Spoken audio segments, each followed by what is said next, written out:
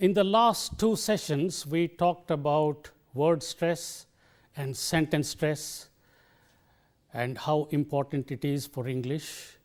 And now we are going to take up another feature, a suprasegmental feature, which is called intonation. And this is a very important aspect of English language. We will see what difference it makes when we don't pay attention to this aspect of English language. When we speak any language, including English, the pitch of our voice always keeps moving up and down. So, the variation of pitch of our voice is what is known as intonation. The linguistic term for pitch is tone. The tone that we use when you make an utterance, what is its significance? What difference does it make? How is it used in English? And that is what we are going to see now. I will just start with a simple example. Suppose somebody asks me, "Are you married?" And I say, "Yes." Supposing somebody asks me, "Are you married?" And I say, "Yes." Supposing somebody asks me, "Are you married?" And I say, "Yes." Supposing somebody asks me, "Are you married?" And I say, "Yes." The same word "yes" is used as an answer to this question 4 times. The word is the same, but the tone that is used is different each time that I used it. What is the meaning that is conveyed by this? First time when I said, "Are you married?" "Yes." I said it with a kind of tone which is known as a falling tone. When I say that, it is a straightforward answer and there is no other meaning that can be inferred from this. Yes, I am married, and that's it. That's what it means. Second time, "Are you married?" And I say, "Yes." I said it "yes" with a tone which is known as a rising tone. When I say this, it means I am not only married, but I have 2 children and I am very happy. That is the meaning it conveys. Third time, "Are you married?" And I said, "Yes." You see, I said it with a tone which is generally known as a level tone, which conveys the meaning that I am married, no doubt, but there is no charm in my marriage. What is the use? That is the meaning it conveys. Fourth time, when I said, "Are you married?" And I say, "Yes." This is a tone which is known as a falling rising tone. The meaning it conveys is, I am married, no doubt, but my wife ran away a long time back. This is the meaning it conveys. We think that we are using the right word, but if we don't use the right tone on it, your meaning may be distorted. You intend to say something and the listener will understand it in a different way. Misunderstanding takes place. Intelligibility breaks down and it creates a lot of confusion to people. And that is the reason why this aspect is very important, especially for those who speak English as a second language. And when they are interacting with people who speak English as a first language, or people who come from a background of another language as a first language, this can create a havoc.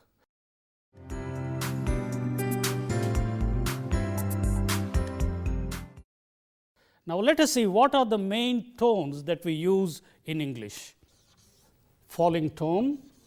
This is a tone where the pitch falls from a high level to a low level, something like this. We indicate it with a mark like this, slanting line.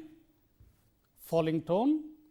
Something like when I say table, I said it with a falling tone. When I say yes, it's a falling tone. When I say no, it's a falling tone. Then we have a tone which is known as a rising tone. where the pitch starts from a low level and goes to a relatively higher level, and we indicate it with a mark like this, which is known as a rising tone. When I say something like yes, that is said with a rising tone. Yes, no. See, the first one was yes, and this one is yes, rising tone, no, so, table, this is a rising tone. And then we have what is known as a falling rising tone, that is a tone which is falling initially and then again it has a twist and starts rising. It is indicated with a mark like this. Yes, no, table, see, this is a falling rising tone. Of course, a tone which is also used to a lesser extent in English, in native English, is what we call a level tone. That is, actually the pitch of that remains constant, which is indicated just with a mark like this, something like yes, no, table, chair. These are the basic 4 tones, and it is a very complicated way people use it, and it can bring about different shades of meaning in what you say.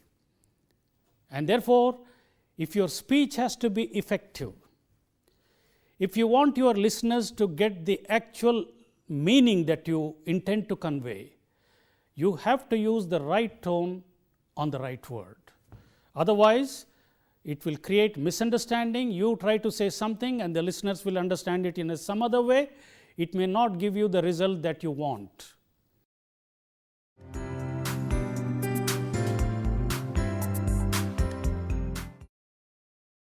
And let us see how these tones are used in different situations in English. In ordinary statements, a falling tone is used. A falling tone is used to convey the meaning of completion, that your meaning is complete. For example, if I say something like, I am sitting on the chair, if I say that, the meaning is complete, and therefore we say, I am sitting on the chair, falling tone on chair. And on the other hand, if I say something like, I am sitting on the chair, if I use a rising tone and say, I am sitting on the chair, the meaning is incomplete. That means the listener is waiting for something else to be said, like, I am sitting on the chair and waiting to listen to you. I am waiting to listen to you.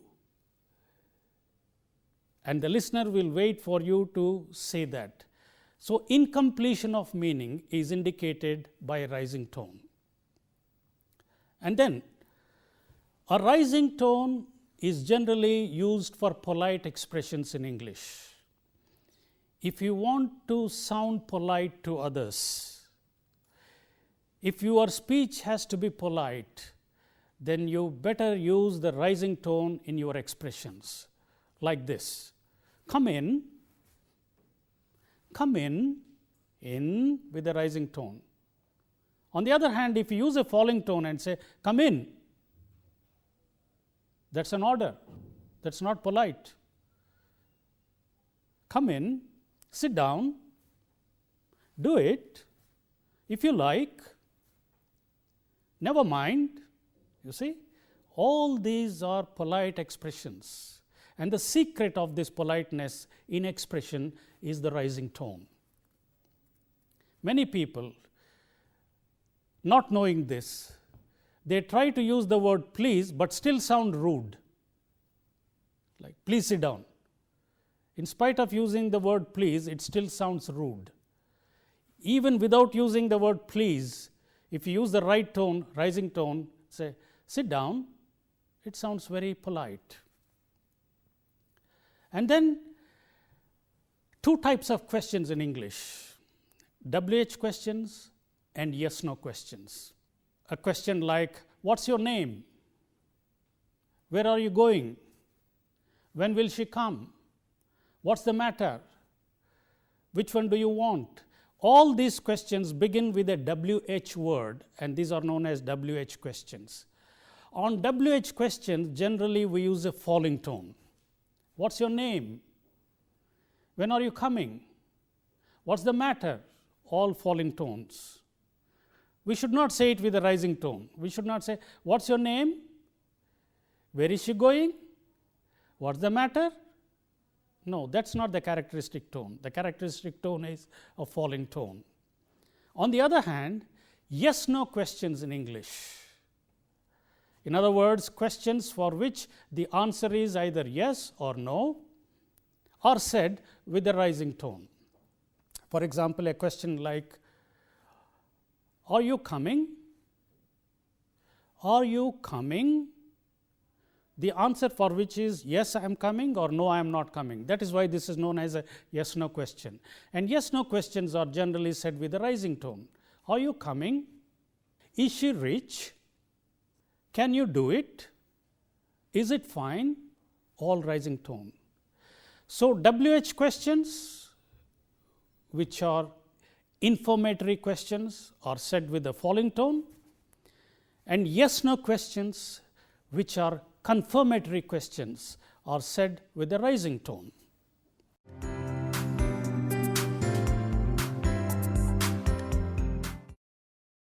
Then exclamations. In English, a falling tone is used on exclamations. How nice! How beautiful it is! What a shame! All these are said with a falling tone. This is the characteristic tone, and if you use that tone on these exclamations, it sounds very effective. And then, when do we use a falling rising tone? You have to be careful about this tone, because a falling rising tone conveys implied meaning, a reservation of statement made by the speaker. For example, if you are asking a person about, let us say, a woman, and you ask something like this, is she beautiful? Supposing the man says, she is beautiful, you see, a falling rising tone. She is beautiful. What is the meaning? The meaning is, she is beautiful, no doubt, but there is something wrong. There is a meaning that is implied there. If she is beautiful, if he wanted to say that she was beautiful, he would have used a falling tone and say, is she beautiful? She is beautiful, with a falling tone. But instead of a falling tone, when he said, she is beautiful, that means there is an implied meaning. She is beautiful, no doubt, but she is illiterate, or whatever it is. There is some implication there, a reservation. So, this is another tone where we have to be very careful. Instead of using one tone, if you use another tone, the meaning changes, and the listener will understand you in a different way. Very common instances, people say, the way you talk, and this is, I am talking about many Indians, they do not use a good falling tone which conveys assertion, definiteness, finality, decisiveness. These features are carried by a good falling tone in English. For instance, if somebody says, did you like the movie? And what he expects is an answer like, yes, or if you didn't like it, no. It should have a good falling tone like this. Did you like the movie? Yes, or no. But what people generally say in India is like this. Did you like the movie?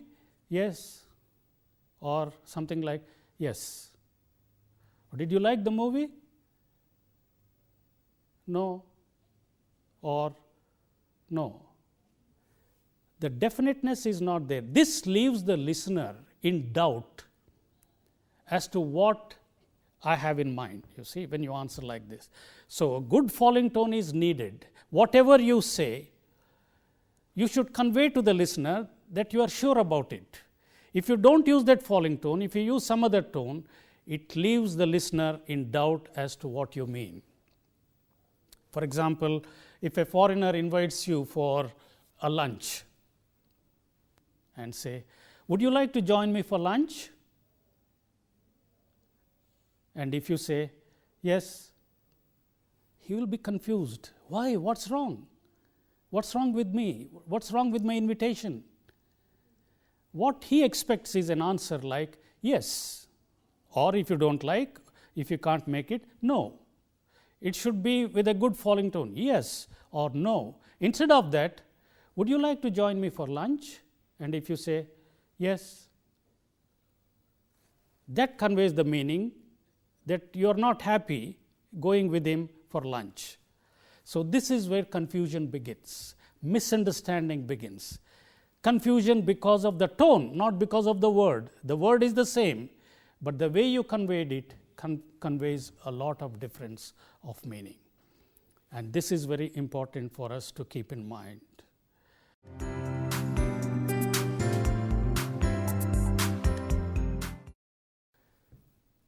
Intonation in conversation, in our day-to-day speech, in the living language, has different functions to perform. It has grammatical function, it has accentual function, and it has attitudinal function. Let us see this. What is the accentual function of intonation? In a speech, in our day-to-day speech, the speaker highlights a particular word in a sentence by initiating a major change in pitch on that item, on that word, and he does it through intonation. Example, if I say, I am going to Bombay tomorrow morning, or if I say, I am going to Bombay tomorrow morning, or if I say, I am going to Bombay tomorrow morning, or if I say, I am going to Bombay tomorrow morning, it is the same sentence, but the meanings are different because I highlighted different words in my speech. How did I do that? I did it through intonation. I initiated a major change in pitch on that word or on that item which I wanted to highlight. For example, when I said, I am going to Bombay tomorrow morning, here my highlight is, it is to Bombay I am going, not to Delhi or Madras. On the other hand, if I say, I am going to Bombay tomorrow morning, I am not returning, I am going to Bombay tomorrow morning. On the other hand, if I say, I am going to Bombay tomorrow morning, not today. On the other hand, if I say, I am going to Bombay tomorrow morning, not in the evening. You see, the highlighting is done intonationally in English. And remember, in writing, we have different means. In writing, we can underline that word, or you can use a capital letter, or you can highlight it with a color. All these facilities are available for you in writing. But in speech, you do it only in this manner, by initiating a major change in pitch on that item. And this is the accentual function of intonation. And we have a grammatical function. What is the grammatical function of intonation? In speech, there is no punctuation. Punctuation is available only in writing. So, intonation does this work of punctuation in speech. I will give you an example. For instance, let us say if you go to a restaurant and sit there, and imagine that it is a restaurant like the Irani restaurant, where it is generally the tea which is served and not the coffee. most people come there only for tea, and you go and sit there not knowing this, and the waiter comes to you and you tell the waiter, coffee. And the waiter looks at you and says, coffee? And then you say, coffee. It is the same word which is used, just one word, by you and also the waiter. What is the difference? The difference is, when I said it, I made a statement saying that I want coffee, but when he said it, he asked me a question whether it is coffee that I want. He was surprised. See that again. When he came to me, I said, coffee, with a falling tone, coffee. And he said, coffee, with a rising tone, coffee. He's asking me a question, is it coffee that you want? Then I said, coffee, yes, it's a coffee that I want. It's the same word with different grammatical function. I said it as a statement and he said it as a question. And this difference is brought about only through intonation in speech. I don't say coffee full stop, nor does he say coffee question mark. See? So, this is a function performed by intonation in English.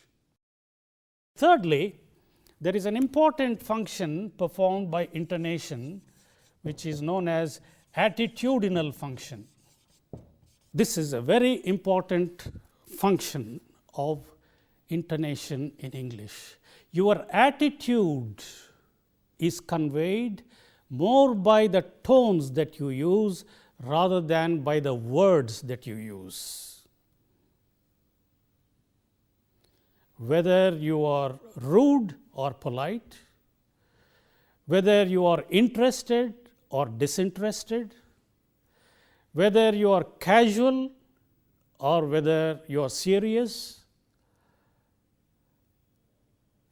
whether you are definite or whether you are unsure, all these attitudes are carried by the kind of intonation that you use on your expression. Take, for example, a sentence like this. Why did you come here? Why did you come here? Why did you come here? See, the same sentence said in three different ways using three different tones. First time when you say, why did you come here? It is a routine type of question asked by people, let us say at the immigration counter. When the passengers are going out, they will say, why did you come here? I want your reason. It's a routine question. But second time when I say, why did you come here? It indicates some interest. Say, maybe you are asking a small child and you want to be very affectionate and say, why did you come here? You tell me. So, it conveys that meaning. It's a very interested, affectionate type of expression. Third time, why did you come here? Which indicates disapproval. You should not have come here at all. I don't like you to be here. That's the meaning it conveys. You see, the same sentence conveying three different attitudes by using three different tones. And this is an area where people mistake a compliment for insult and insult for a compliment and so on. A lot of confusion takes place because of this. So, intonation is a very important aspect. It needs a lot of practice. We have to pay attention to that. There are audio visual materials available for us to practice, and this is one area which has been greatly neglected in our education system. And this we have to do it by constant practice and keeping our ears open and attentive. Because English is a language where the tones are very tricky and they convey a lot of meanings beyond the words which are written or spoken.